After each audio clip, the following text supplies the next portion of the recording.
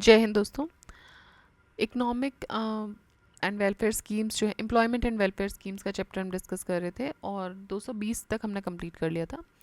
Rest of the questions इस video में हम कंप्लीट कर लेंगे। ठीक है, तो स्टार्ट करते हैं without wasting any further time. And before starting there is a playlist available of history, complete playlist available of history.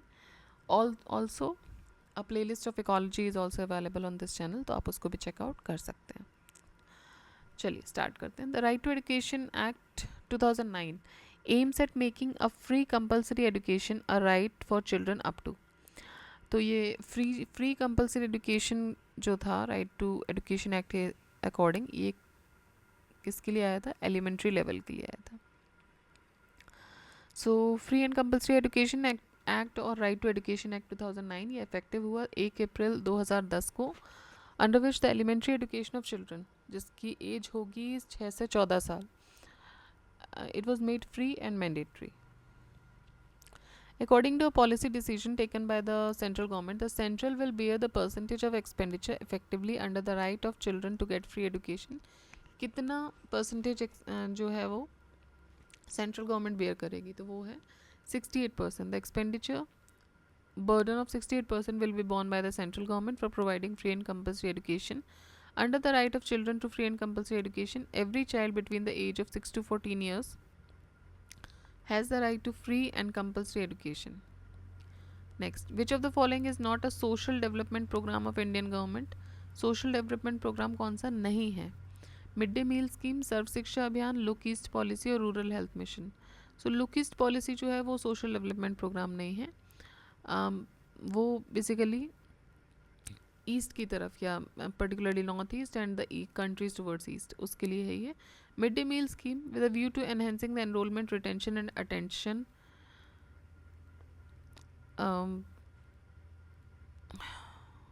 Attendance and simultaneously improving the nutritional level among children.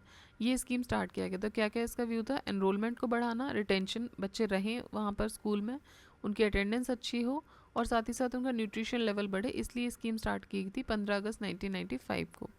और इसका नाम था उस समय national programme of nutritional support to primary education. इसका objective universalization था और primary education को यूनिवर्सलाइज करना और साथ ही साथ उनके न्यूट्रिशनल स्टेटस को भी इम्प्रूव करना by the food being given to them at school. तो उनको किस तरीके से न्यूट्रिशन इम्प्रूव किया जा सकता है? तो ये स्टार्ट किया गया था कि खाना उनको स्कूल में प्रोवाइड किया जाएगा। सितंबर 2004 में ये जो स्कीम थी रिवाइज हुई and to provide the cooked mid day meal. तो उससे पहले उनको नॉर्मल दिया जाता था टू ईट ऑन, मतलब जो भी आपका क्या बोलेंगे, पका हुआ अनाज नहीं था। फिर 2004 से कुक्ड मिड डे मील देना शुरू किया to all the children which are studying in class 1 to 5th in government and aided school and EGS AIE centres. 2007 में स्कीम को फर्दर रिवाइज किया गया और इसमें अपर प्राइमरी के बच्चे भी कवर किए गए 7 to 8, और उसको रीनेम किया गया national scheme for mid day meal in schools. From 2008 and 9 the programme covers all children studying in government school. फिर उसके बाद 2008-9 से सारे ही बच्चों को इसमें कवर किया गया। Local body and the government aided primary and government school में, लोकल बॉडीज़ में और government aided primary and upper primary schools में, साथ ही साथ EGS और AIS सेंटर्स में भी, including the madrasas and maktabs supported under SSA of all areas across the country. तो इन सब में ही उसको शुरू किया गया। सितंबर 2021 में मिड डे मील को रीनेम किया गया। तो जो मिड डे मील स्कीम थी उसको रीनेम किया गया as national scheme for PM Poshan, मतलब कि पोषण शक्ति निर्माण। तो ये हुआ मिड डे मील के बारे में। नेक्स्ट देखते हैं सर्व शिक्षा अभियान। सर्व शिक्षा अभियान गवर्नमेंट ऑफ इंडिया ने 2001 में स्टार्ट किया था। इसका भी एम था universalization of primary education.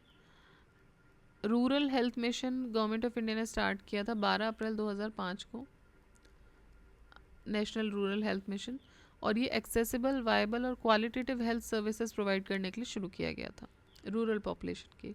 Look east policy, government of India ने अडॉप्ट किया look east policy to encourage the economic and strategic relation with south east Asian countries. Mid day meal scheme was launched in 1995 to promote universalization of primary education. It was started in 1995. When was the national program of nutritional support to primary education was launched? अभी हमने देखा इसका mid day मील का पहले नाम क्या था, जब ये स्टार्ट हुई थी तो इस नाम से स्टार्ट हुई थी, national programme of nutritional support to primary education. Mid day meal is financed and managed by, इसको फाइनेंस और मैनेज कौन करता है, तो ministry of human resource development, जो कि अब मिनिस्ट्री ऑफ एजुकेशन भी हो चुकी है. So mid day meal scheme, जिसको पोषण स्कीम नाम दिया गया है, इसको फाइनेंस किया जाता है ministry of human resource development, या अब आप बोलेंगे तो ministry of education. Central government ने डिसाइड किया था कि जो शेयरिंग पैटर्न होगा मिड डे मील का वो 60-40 60-40 के रेशियो में होगा for north eastern states and UTs with legislature. For non-northeastern states and UTs with legislature, 100% for the rest of the UTs and 90-10 for the northeastern states and 3 Himalayan states with effect from 2015-16. तो ministry of education इसको करता है. Central government ने decide किया था क्या कि sharing pattern रहेगा इसमें 60-40 का शेयरिंग पैटर्न रहेगा नॉन नॉर्थ ईस्टर्न स्टेट्स और ऐसी यूटीज़ जहाँ पे लेजिस्लेचर है. 100% रहेगा बाकी यूटीज़ के लिए जहाँ पे लेजिस्लेचर नहीं है, और 90-10 का रेशियो रहेगा जहाँ नॉर्थ ईस्टर्न स्टेट्स में और 3 हिमालयन स्टेट्स में. Next, in Uttar Pradesh mid day meal programme was started in the year.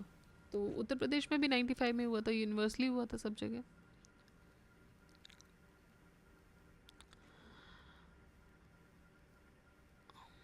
National programme for nutrition support to primary education was or midday meal scheme was launched as a centrally sponsored scheme on 15th August 1995, initially in 2408 blocks including the blocks of UP in the country. By the year 97-98 this was introduced in all blocks and इसका अब नाम हो गया है PM पोषण scheme. Which of the following does not initiate and organize the midday meal scheme? कौन नहीं करता है? स्कूल मैनेजमेंट, पंचायती राज इंस्टीट्यूशन, सेल्फ हेल्प ग्रुप या कॉन्ट्रैक्टर. तो देखिए कॉन्ट्रैक्टर नहीं इनिशिएट करते हैं, बाकी तीन जो हैं इनका काम है इनिशिएट करना. Akshaya Patra foundation in India is associated with, Akshaya Patra foundation जो है वो मिड डे मील के लिए ही एसोसिएटेड है, mid day meal for primary school education. Akshaya Patra foundation एक नॉन गवर्नमेंटल ऑर्गेनाइजेशन या NGO है जो कि इस्टेब्लिश हुआ था इन द ईयर 2000. कहाँ पर? कर्नाटका, बेंगलोर में.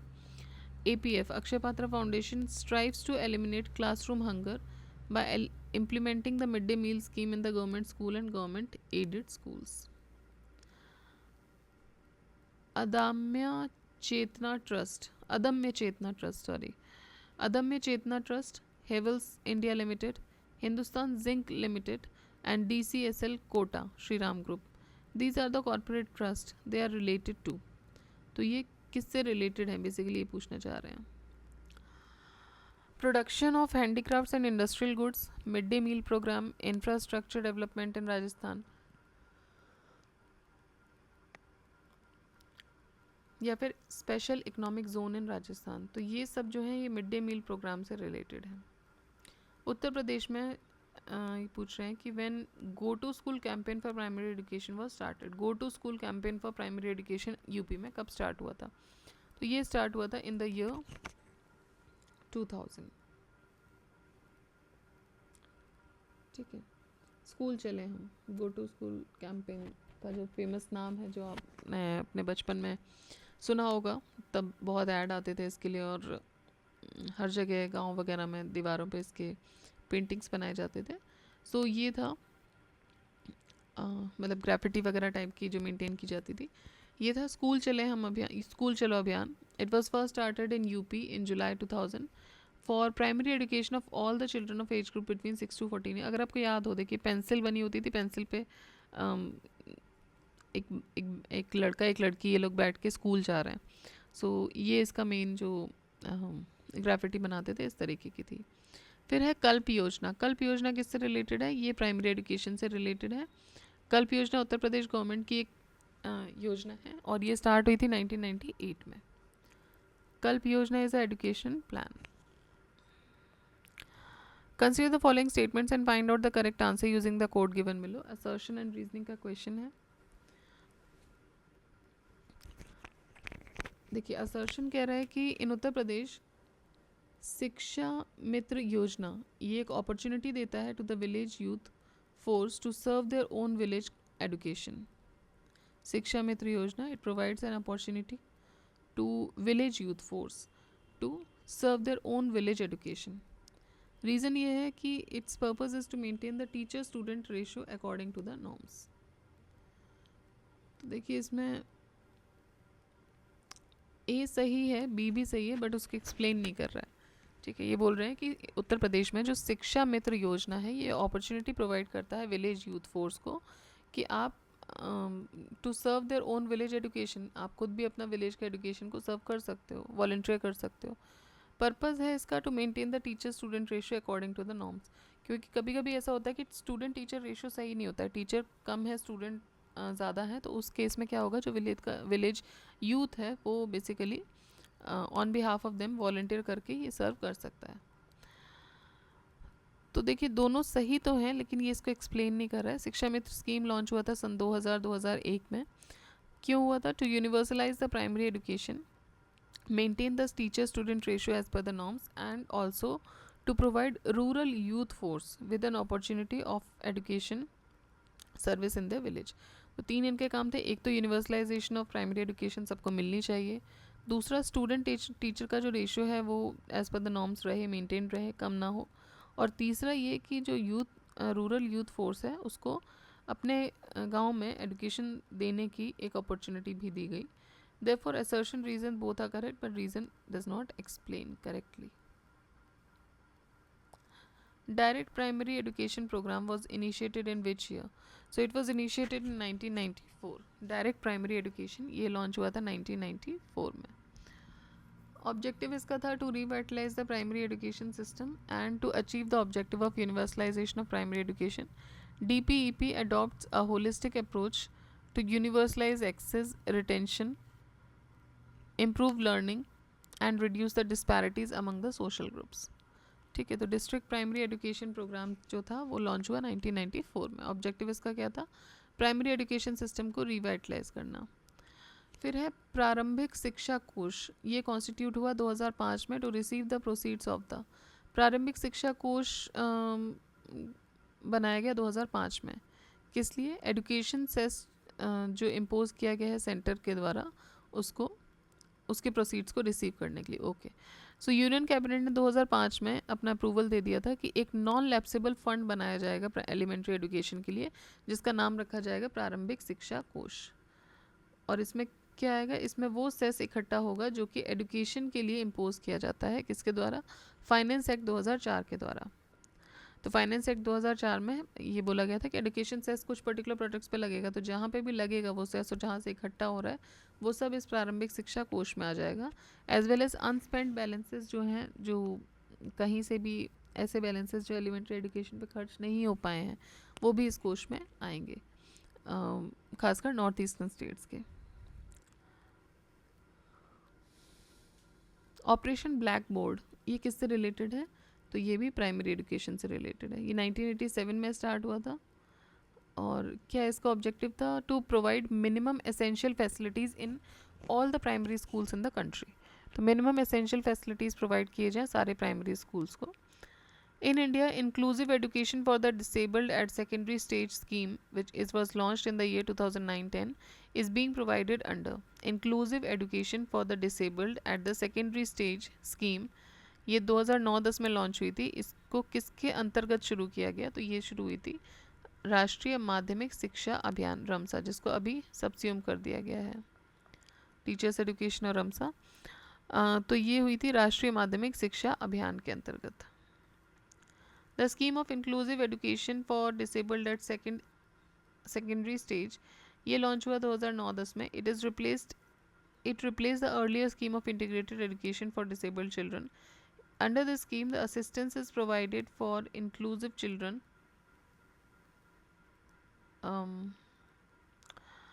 Inclusive education to disabled students studying in class 9 to 10.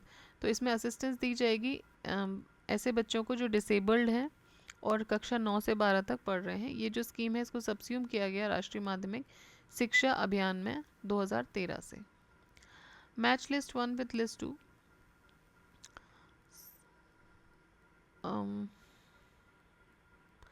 देखिए ऑपरेशन ब्लैक बोर्ड तो अभी हमने देखा 1987 में आया था, है ना। ऑपरेशन ब्लैक बोर्ड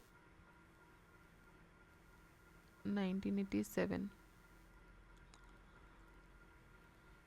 उसके बाद हम देखें अगर सर्व शिक्षा अभियान, ये 88 में आ गया था। सर्व शिक्षा अभियान नहीं, सर्व शिक्षा अभियान नहीं, सॉरी, 1 सेकेंड। देखिए ऑपरेशन ब्लैक बोर्ड से शुरू करते हैं, जो याद है उससे शुरू करते हैं। 1987 में ऑपरेशन ब्लैक बोर्ड आया था। सर्व शिक्षा अभियान 2001 में आ गया था। उसके बाद साक्षर भारत मिशन, ये 2009 में आया था। और नेशनल लिटरेसी मिशन फिर बचा है 1988, तो उसी में आया होगा। ठीक है, एक बार चेक कर लेते हैं इसको। सर्व शिक्षा अभियान 2001, Saakshar Bharat mission 2009, operation black board 1987 and national literacy mission 1988। ठीक है, बिल्कुल ठीक है।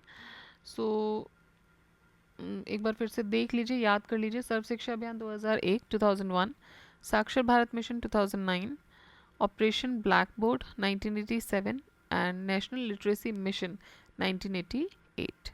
ठीक है। Andragogy is the name for, andragogy किसके लिए होता है? एंड्रोगॉजी मतलब adult education. Alright, adult education. The objective of starting RUDSET institute is, RUDSET institute का ऑब्जेक्टिव क्या था? Provide skills and entrepreneurship training to unemployed rural youth to set their own enterprise. ठीक है, तो इसका जो मेन ऑब्जेक्टिव था वो ये था कि स्किल और एंटरप्रेन्योरशिप ट्रेनिंग प्रोवाइड करना, किसको? अनएम्प्लॉयड रूरल यूथ को, जिससे कि वो अपना एंटरप्राइज खोल सकें या अपना कोई बिजनेस खोल सके। देखिए स्टार्टअप जो वर्ड आया वो बहुत बाद में आया, उससे पहले नॉर्मल अगर छोटा भी इंस्टीट्यूट या कुछ भी आप खड़ा कर रहे हो उसको एंटरप्राइज बोला जाता है। स्टार्टअप इज़ अ थीम जो अभी 2010-12 के बाद ज़्यादा पॉपुलर हुआ था। ठीक है। Recently in 2013 a term Roshni was in the news. It is related to, Roshni scheme थी ट्राइबल यूथ को। देखिए रोशनी के नाम से बहुत सारी स्कीम्स थी। ठीक है, माइनॉरिटी गर्ल्स के लिए भी एक स्कीम है, तो आपको ध्यान देना है कि इसमें से आउट ऑफ दीज जो आपको सूट कर रही है वो आप देखिएगा। So skill development and training programme for tribal youth, skill development और ट्रेनिंग प्रोग्राम ट्राइबल यूथ के लिए, इसके लिए रोशनी प्रोग्राम शुरू हुआ था। Then a new skill development and training program Roshni, it was started in by the Ministry of Rural Development in the year 2013. Objective इसका क्या था? To provide the placement linked skill development for rural youth in left wing extremist affected districts in India. तो basically tribal affected areas या tribal affected नहीं, tribal areas या फिर left wing extremist affected areas में इसको start किया गया था। The program announced by Prime Minister for the welfare of minorities is called, तो जो प्रोग्राम प्राइम मिनिस्टर के द्वारा स्टार्ट किया गया था for the welfare of minorities, उसको क्या नाम दिया गया? उसको नाम दिया गया 15 पॉइंट प्रोग्राम। सो ये प्राइम मिनिस्टर ने शुरू किया था on the independence day 2005, announce that we will revise and revamp the 15 point program for minorities.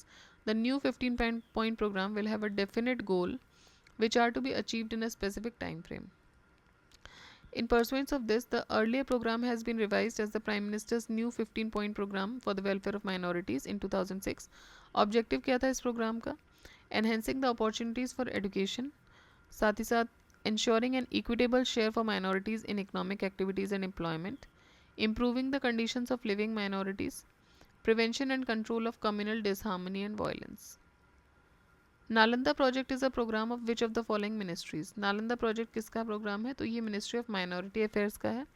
Union ministry of minority affairs ने लॉन्च किया था Nalanda programme project for minorities higher education institutions on 4 March 2014। ये एक innovative faculty development programme है और Nalanda project was being taken up at Aligarh Muslim University, जो कि एक प्रीमियर माइनॉरिटी यूनिवर्सिटी है, world fame. With reference to funds under the Members of Parliament Local Area Development Scheme (MP-LEDS), which of the following are correct? MP-LEDS funds must be used to create durable assets जैसे कि physical infrastructure for health, education, etc. So they must be used to create durable assets. ठीक है. A specified portion of each MP's fund must benefit SC/ST population. ये भी सही है. MP-LEDS funds are sanctioned on yearly basis and the unused funds cannot be carried forward to the next year. तो ये हर साल दिए जाते हैं और जो अगर कोई फंड यूज़ नहीं हो पाया है सर्टेन अमाउंट तो वो कैरी फॉरवर्ड नहीं किया जा सकता अगले साल में. The district authority must inspect at least 10% of all the works under the implementation every year. ये भी ठीक है. एटलीस्ट 10% जो है जो भी काम हुआ है अंडर इम्प्लीमेंटेशन जो डिस्ट्रिक्ट अथॉरिटी है उसको इंस्पेक्ट करती है. तो 1, 2, 4 ये सही है. इसमें थर्ड इज़ रॉन्ग. 3 दिसंबर 1983 को प्राइम मिनिस्टर ने अनाउंस किया था the MP-LED scheme. The objective of the scheme is to enable MPs to recommend works of developmental nature with emphasis on the creation of durable community assets जैसे कि physical infrastructure for health, sanitation, education, road, drinking water etcetera. तो statement 1 correct हो जाता है. MPs recommend every year works costing at least 15% of the MP-LED's entitlement for the year for areas inhabited by scheduled caste population, 7.5% of the for areas inhabited by scheduled tribe population. So statement 2 भी correct हो जाता है. Funds जो release होते हैं MP-LEDs में वो non lapsable होते हैं तो लैप्स नहीं होते हैं. ठीक है. स्टेटमेंट में ये दिया था लैप्स नहीं होते हैं और अगले साल कैरी फॉरवर्ड नहीं होते तो ये नॉन लैप्सेबल होते हैं. एंड अगर कोई मनी यूज़ नहीं हुई है तो वो नेक्स्ट ईयर कैरी फॉरवर्ड हो जाएगी. The district authority is responsible for overall coordination and supervision of the scheme. So district authority जो है वो रिस्पॉन्सिबल होती है इसके कोऑर्डिनेशन और सुपरविजन के लिए and will inspect at least 10% of all the works under the implementation year. And statement 4 भी करेक्ट हो जाता है. नेक्स्ट देखते हैं which programme was launched on 11 October 2014 the birth anniversary of Loknayak Jayaprakash Narayan ji. तो उस दिन लॉन्च हुआ था सांसद आदर्श ग्राम योजना. 11 अक्टूबर 2014 को सांसद आदर्श ग्राम योजना ये लॉन्च हुआ. The birth anniversary of Loknayak Jayaprakash Narayan ji. This scheme was initiated to bring the member of parliament of all the political parties under the same umbrella while taking the responsibility of developing physical and institutional infrastructure in villages and turn them into model villages. The year 1981 was celebrated as the International Year of 1981 को celebrate किया गया था as the international year of disabled. अभी बहुत पुराना है तो ना अभी हमारे काम का उतना नहीं है. फिर है world literacy day is celebrated on. So it is celebrated on September 8. Women's Day celebration is done on 8th March. When is the सामाजिक अधिकारिता स्मृति दिवस celebrated? March 20. सामाजिक अधिकारिता स्मृति दिवस March 20 को सेलिब्रेट किया जाता है. वर्ल्ड कंज्यूमर राइट्स डे ये कब सेलिब्रेट होता है? ये होता है March 15 को. World consumer right day.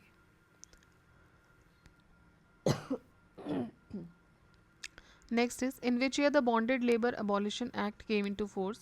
Bonded Labor Abolition Act आया था 1975 में. So it was enacted in the Parliament in 1976 through the subclause 3 of Section 1 of this Act. ये effective हो गया था 25 अक्टूबर 1975 से. Bonded Labor Abolition Act. Bonded Labor Abolition Act was passed in pass हुआ था 1976 में. Which among the following causes are responsible for rapid social change in Indian society? Rapid social change के लिए क्या क्या ज़रूरी है? Modern science and technology, social planning, population growth, physical prosperity. देखिए सभी ज़रूरी हैं इसके लिए तो देख लेते हैं. हाँ सारे ही ज़रूरी हैं तो सारा को 1, 2, 3, 4 का ऑप्शन होना चाहिए. What is true for Kurukshetra among the following? It is a theatre company. It is a lead magazine for rural development. It is a cultural report of the central government. It is a strategy for urbanizing rural areas. तो देखिए ये तो आपको बहुत अच्छे से पता है. कुरुक्षेत्र जो है वो क्या है, एक लीड मैगजीन है फॉर रूरल डेवलपमेंट. योजना एंड कुरुक्षेत्र दो लीड मैगजीन्स निकाली जाती हैं, उसमें से जो कुरुक्षेत्र है वो स्पेसिफिकली रूरल एरियाज के लिए.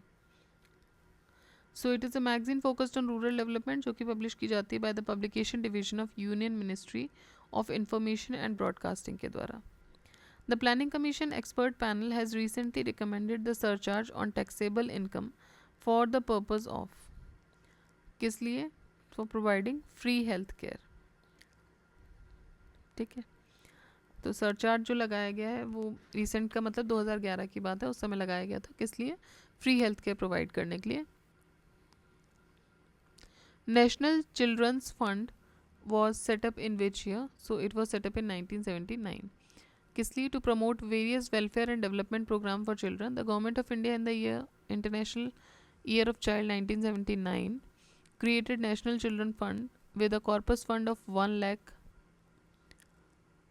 under the Charitable Endowment Act 1890. National Institute of Rural Development ये कहाँ पर located है? So it is located in Hyderabad, NIRD. National Institute of Rural Development and Panchayati Raj, this is situated in at Hyderabad in Telangana state. It is an autonomous organization under the Ministry of Rural Development. Kabart is associated with, Kabart किससे associated है? Kabart is associated with helping and evaluating the rural welfare schemes.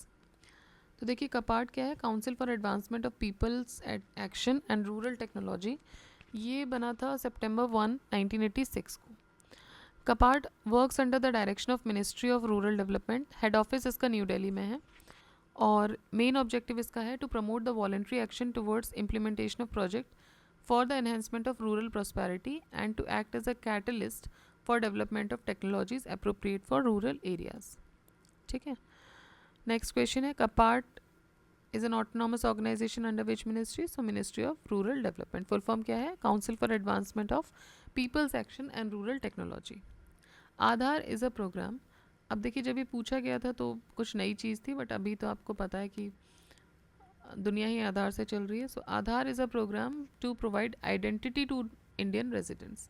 ये एक 12 digit का individual identification number है. Issue इसको UIDAI करता है. किसके लिए? To all the residents of India. The number serves as a proof of identity and address anywhere in India.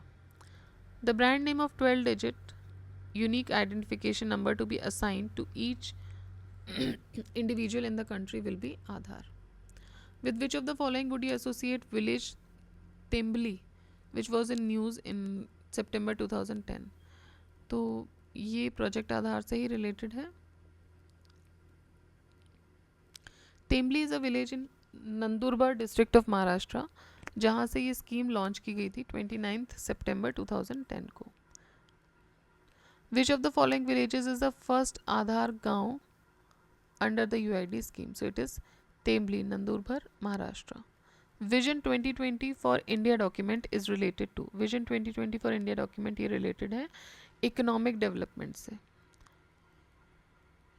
It is prepared under the chairmanship of Dr. APJ Abdul Kalam, which is related to the transforming nation into a developed country. Vision 2020. Pura, providing urban amenities to rural areas.